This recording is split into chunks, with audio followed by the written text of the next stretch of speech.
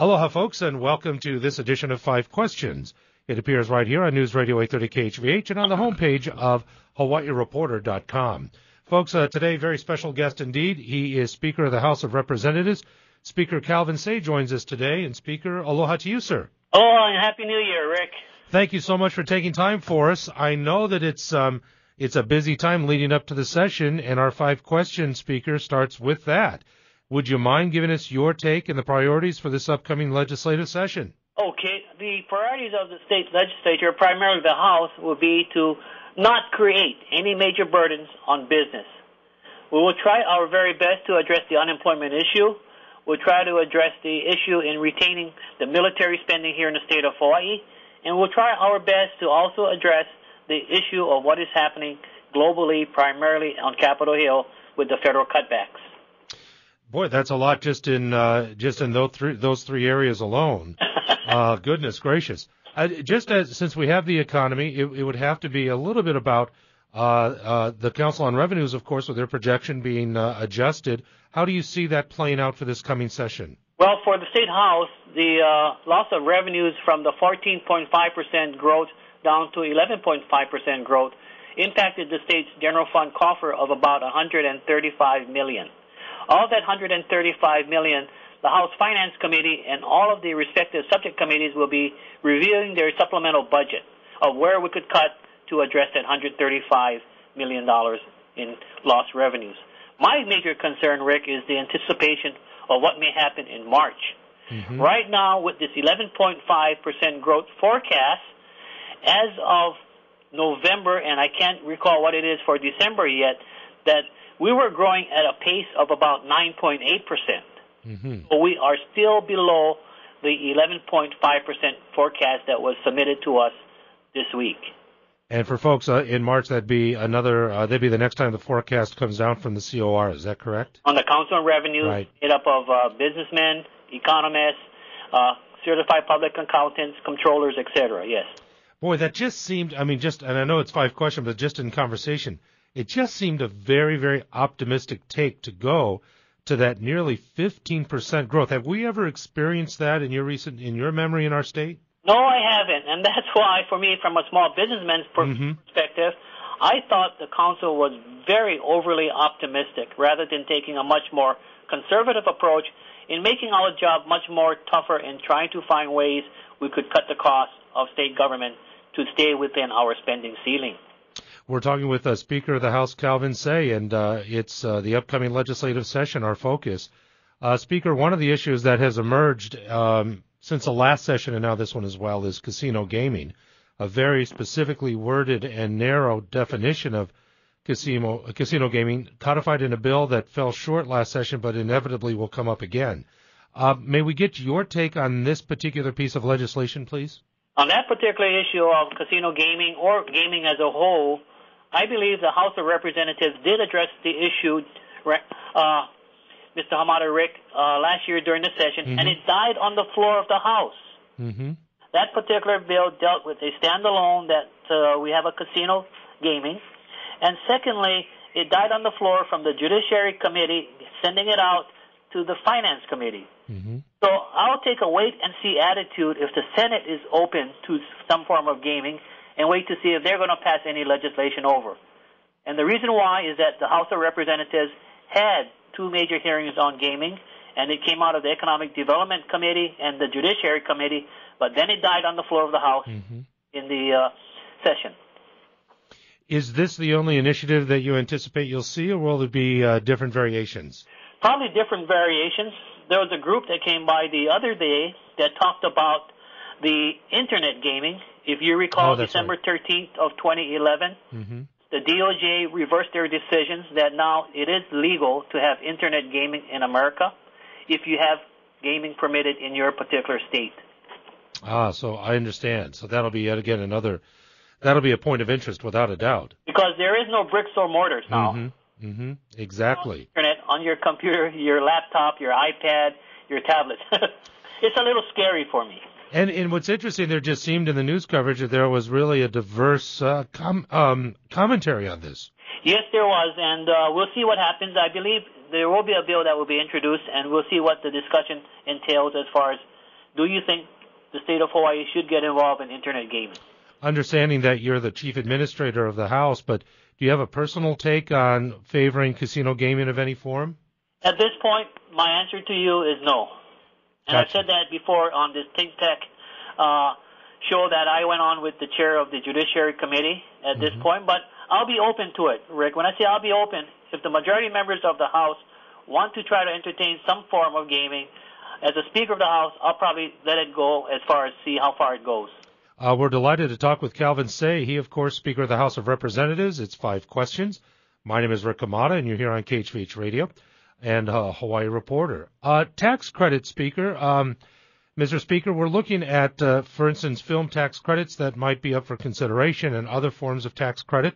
Can you give us your overall view of where tax credits play this session? Well, tax credits would be part of the overall, I would say, evaluation and analysis as far as the impact of job creation.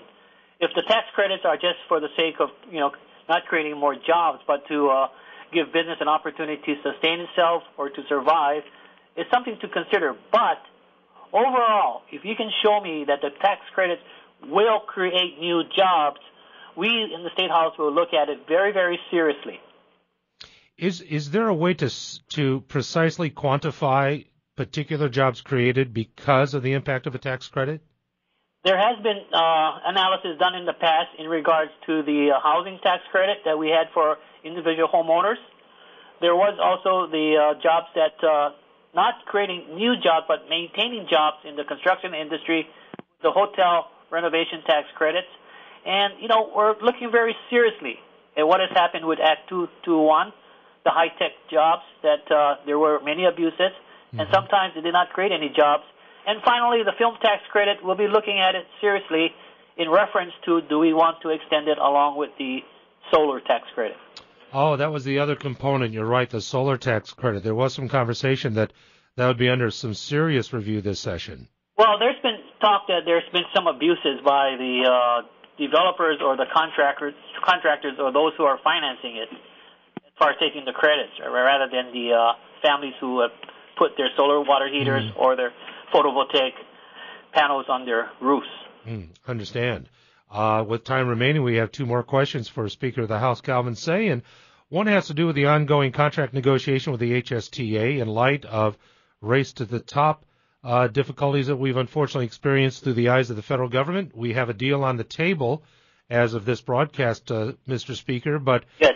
There's one area that I haven't really seen before in any negotiation, and that is performance-based pay raises for teachers.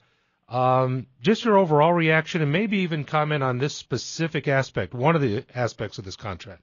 Performance-based, I really don't know how they are going to implement it, if it's going to be based on what type of evaluation criteria. Will it be by scores of the students? Will it be by the school as a whole, collectively? By grade level, whatever it is, I don't have the model or the idea of what type of format will be used as a evaluation process. But I truly hope, if it is based on performance, to have a bonus or a slight salary increase. I am more than happy to support something like that. Yeah, I was wondering also, can you explain just briefly how we got to the point where it became so difficult for us to adhere to Race to the Top? That I really can't respond because I'll leave it to the Board of Education and the superintendent and the leaders of the Hawaii State Teachers Association, because I'm not involved in any of these negotiations. Understand. But I can say that my wife was a little disappointed because she's not going to get a pay raise for the next 2 years, and she thought she could retire. Oh, my goodness. Well, that's part of the impact of this entire ongoing process, yeah, and what we've experienced over the past couple of years. Yes. No doubt about it. I'd like to, Mr. Speaker, if we get to question number 5, there's on my radio program, there was a lot of concern about the announcement of Tesoro that they would be selling their operations and exiting out of Hawaii.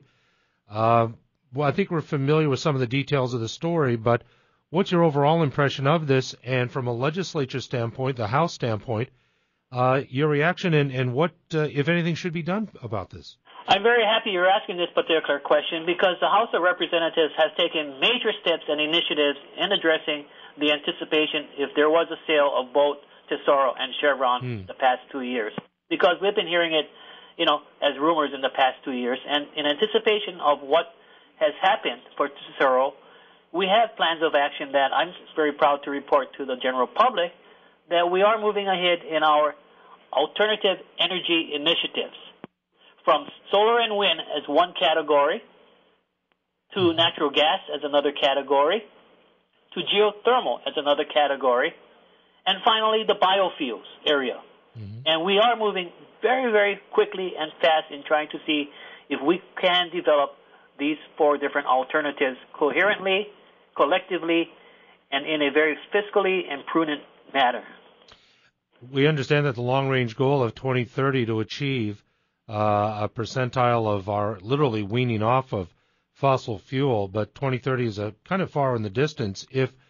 And again, this is speculative, but maybe part of the scenario you've considered, if there is not a suitor that takes over the Tesoro operation, leaving one refiner, we would lose about 2/3 of our refining capabilities. In the short term, Mr. Speaker, is there a plan in place or something we can anticipate?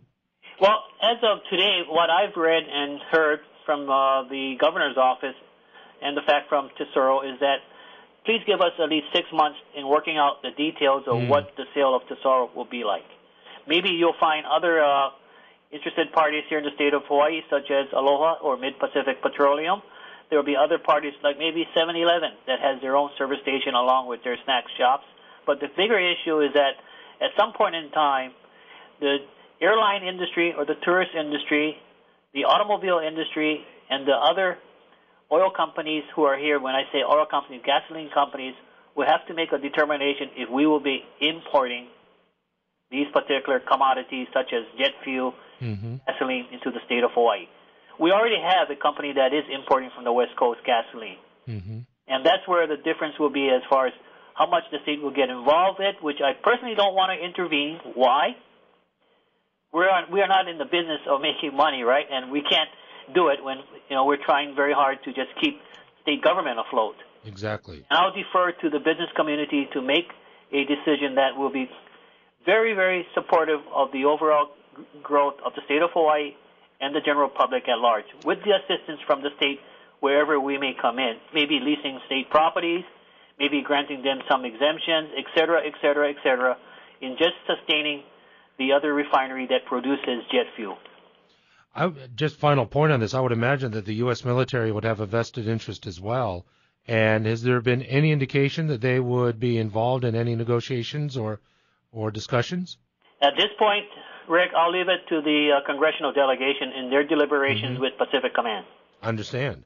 One final point. Any New Year's resolutions, and if you made them, are they still intact, Mr. Speaker?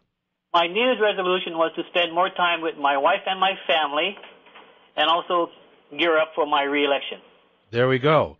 And on both counts, you're forging straight ahead, yes? Yes, I am, in stabilizing the economy, in sustaining the economy, and doing the best and not creating more burdens for our basic business industry that we have here in the state. We appreciate you joining us this afternoon, and Mr. Speaker, please join us anytime. We thank you so much. Invite me anytime you want to.